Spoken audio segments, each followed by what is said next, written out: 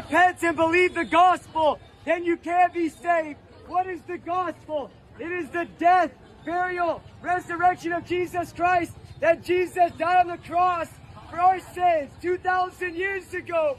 On the third day, Jesus Christ rose again from the dead, and he's the only way to get to God. He is the way, he is the truth, and he is the life, and no one can come to the Father except through Jesus Christ. You must repent. You must repent from all their ways. You must repent from all their gods and turn to Jesus Christ if you want to be saved. And this is what happened with me. This is how I learned. Is we said, we're going to go evangelize. And I didn't evangelize. I stood next to the evangelist and watched them evangelize. But like, that's what I had to do. And they were equipping me. You know, they were ministering to the person they were ministering to, but they were also ministering, equipping me. Yeah. Yeah. And so, and I had sat in an evangelism class with that person that didn't help me, you know, At all. Yeah. Compared to Just 10x productivity, being out there watching them do it. I will say, I think of a guy like our buddy David Ramirez. Oh my gosh. Where like, we'll be in a HEB and he'll just be like, okay, guys, before we leave, I just want to tell you about our Lord and Savior, Jesus Christ. And then shares the gospel for everyone there. Makes me incredibly uncomfortable because I'm like, efficiency, let's get in and out. We got to get what we need. And then we're going to go here. We're going to do this, you know, and he's just like, one moment, he literally is in like India right now. Like just flew over there and he's like living, living with. And he's everyone. fearless. He's absolutely fearless. Fear. We'll share the gospel anywhere. People punch him. It's crazy. And so there you go. One day with our friend David Ramirez, we'll do more for you than, you know, whatever. Pay for some super famous pastor's evangelism course. Doesn't matter. Spend one day with David Ramirez and you will learn more about evangelism than whatever. Dude, he's crazy. I wish we could pull up a clip from him. Can we? Can you find David Ramirez on Facebook? Probably not right now. Hey, look up David Ramirez on Facebook and you will see what an absolute Here, she'll pull it up while we continue and then we'll pull it up. Okay. What's next? What's next? Do we have the prophet? Okay. So this is not the operation prophet. This is the ministry gift prophet. Okay, remind me what the operation was. What I said, more of like an intercessor, someone that has what a high I value said for truth. Was mystical, prayer oriented. Go to this 2.8 one. Oh, yeah, let's see what that is. Back that he came down 2,000 years ago to take away the sin of the world. If you repent and believe the gospel, then you can be saved. What is the gospel? It is the death, burial, resurrection of Jesus Christ, that Jesus died on the cross for our sins 2,000 years ago. On the third day, Jesus Christ rose again from the dead, and he's the only way to get to God. He is the way, he is the truth, and he is the life, and no one can come to the Father except through Jesus Christ. You must repent. You must repent from all their ways. You must repent from all their gods and turn to Jesus Christ if you want to be saved, because he's coming back soon. There's only one way to heaven, you guys, and that's Jesus. You have to turn from your sin. You have to turn from doubt, unbelief, culture, and religion and tradition, and turn to the truth. Amen, brother. Turn to the truth. Jesus Christ. I just have incredible. I just have to. It's minimized here in the corner. You don't gotta go to hell. Okay, I have just. You don't gotta go to hell. You don't. You don't have to go to hell. You don't have to go to hell. I just have to feel like I have to add.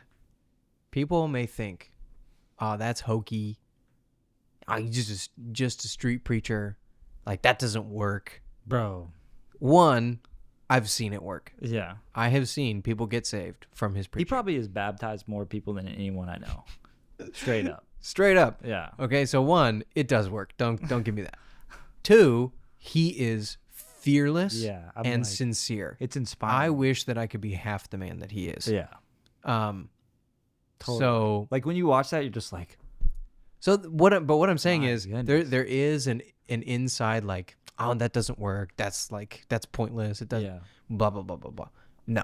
But that doesn't necessarily mean everyone's got to go to India But and do that. 24 hours hanging out with him and you You're will be a equipped. different person. Yeah. You will be a different person. Yes. And so that, I think, I wish people really could spend 24 hours with him. But that is kind of, I think with all of these things, that is the idea of what these ministry gifts are for. Well, maybe we can give a little glimpse into that. Is like, imagine walking with him and staying alongside of him, just as you're not saying anything. You're just walking alongside of him as he's preaching. Everyone's looking at you, and you just have enough courage to take one step forward, walk alongside of him. He's your friend. Be identified with Yes, that guy who's yelling. Exactly.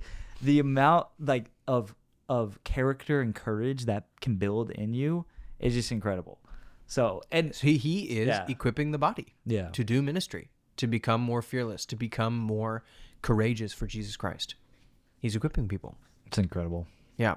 Okay, so the prophet. If the operation gift of prophet was mystical and prayer-oriented, I think that the ministry gift of prophet is very similar, where I think what you would call a prophet is a ministry gift is the prayer team.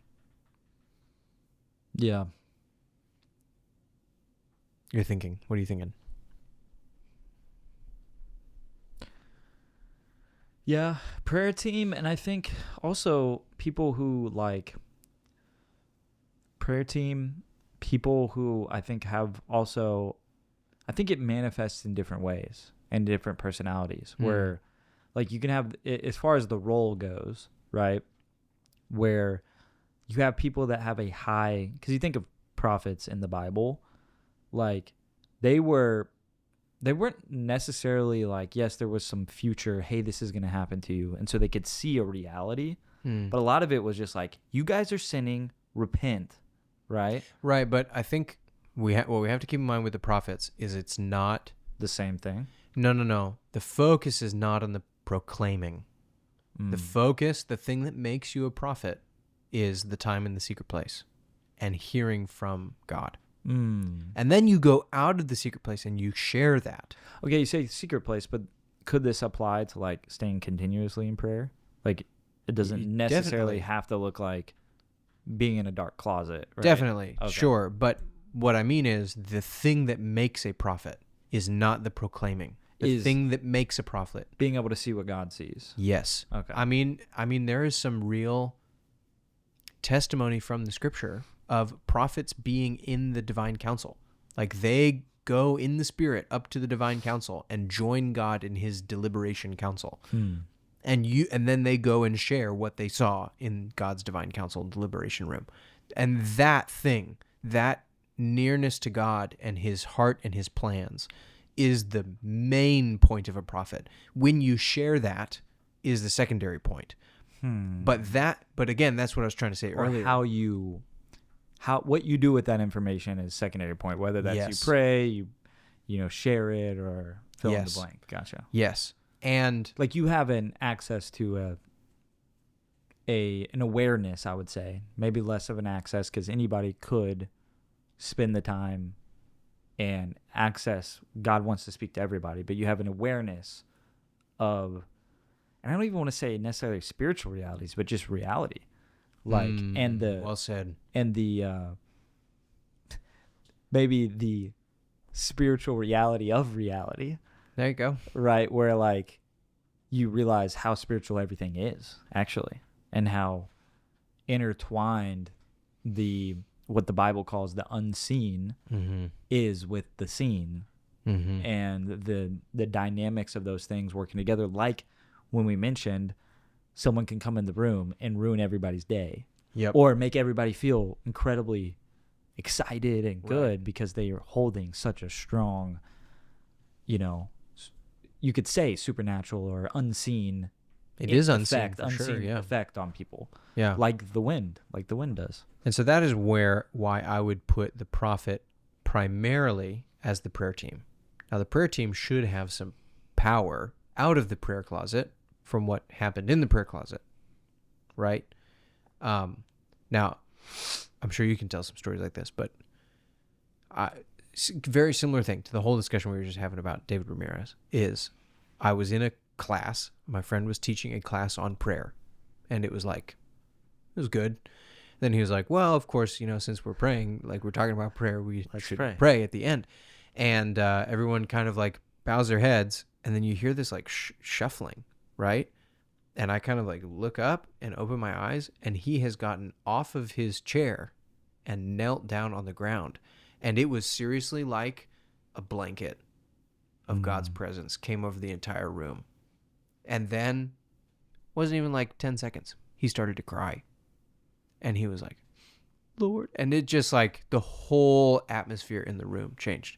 He didn't even have to start praying. It was just like, boom, he got on his knees. And that is the gift of a prophet. And I was like, this man has been spending time in the prayer closet. This guy knows how to pray. Yeah. And it changed everybody in the room. Not his teaching on prayer, his praying. His praying with us changed everything. Sounds like communion. Tell me how. Communion with the Lord. Yes. Yeah. Yeah. And that is a gift to the church to equip the saints. That's cool. Okay, the apostle. How would you describe? This is the most controversial one. So I think first off, I have no respect for anyone who calls himself apostle. I'll just say that first and foremost, because if you're willing to do that, yeah, I mean, like maybe I don't know, maybe there's probably some good guys out there that take that name. I just think like, man, if you're willing to do that, I don't know, dude. It's at least like a couple notches back on how quick I'm gonna trust you, I guess. But you use the term missionary. On the other hand, then church planter, right? You might have a different reaction from me, right? So, but that's what you would say is quote unquote the apostle, is someone who goes and plants churches, right?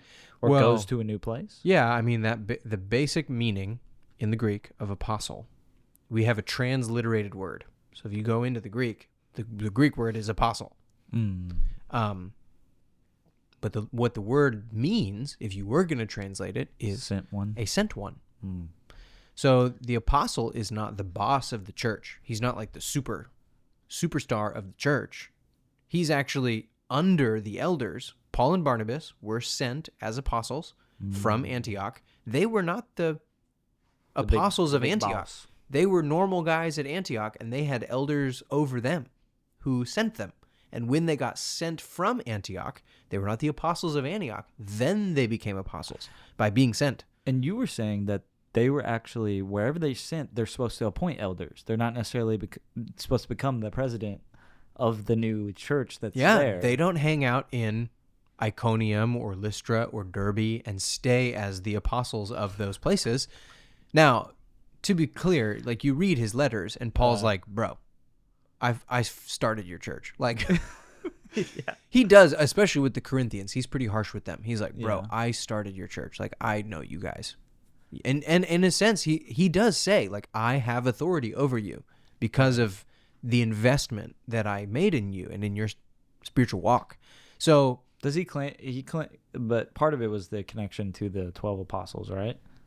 Like, no, when he's talking to the Corinthians, he's saying that his authority has to do with his connection to them personally and their walk with the Lord. Like, and actually, he makes both connections. He does. He's like, he also makes a connection of like, and I also have this connection as a direct apostle of the Lord. So there are the 12 apostles, of which there are no more, right? Like there's the ones that Jesus personally sent, right, as his missionaries, right, and his deputies, and there's no more of those, and there will never be anyone like them, and never, they're going to be the 5-star general. That's them. I think apostle is an important one to key in on with this, because we kind of, again, our goal with this in this conversation, what we came in here, we're trying to accomplish, I don't know if we are, but to kind of demystify like some of this language. Because when you use the word apostle, like you're basically if you take that seriously, I guess you're kind of cutting off a whole side of the Protestant church, at least whenever you say that, where you go the more reformed crowd, where it's like, oh no, there's no more apostles. Well, the whole reform crowd Right. was also cut off prophets. Right. It's like there's 2 whole ministry gifts that don't even apply anymore. Yeah. Which I don't see any Yeah, and validation for that. and yeah, what I'm trying to get at is part of what even we have here is how, because when I think of, like, when people that aren't used to being around a charismatic place go and show up to like a real weird, wacky area where like people are spinning around, you know, and like doing crazy stuff. Flags. I remember the first time I saw flags. Dude, I'm honestly not a huge fan of flags. I'm like, if you want to, I'm not either. But I remember the first time I experienced flags, and that was funny. But maybe the flags is kind of like the what was the one church camp thing, like that kind of person, where it's like just for the hype, you know? I don't know. We're not even gonna go there with flags, man. I don't want to have a flags conversation right now.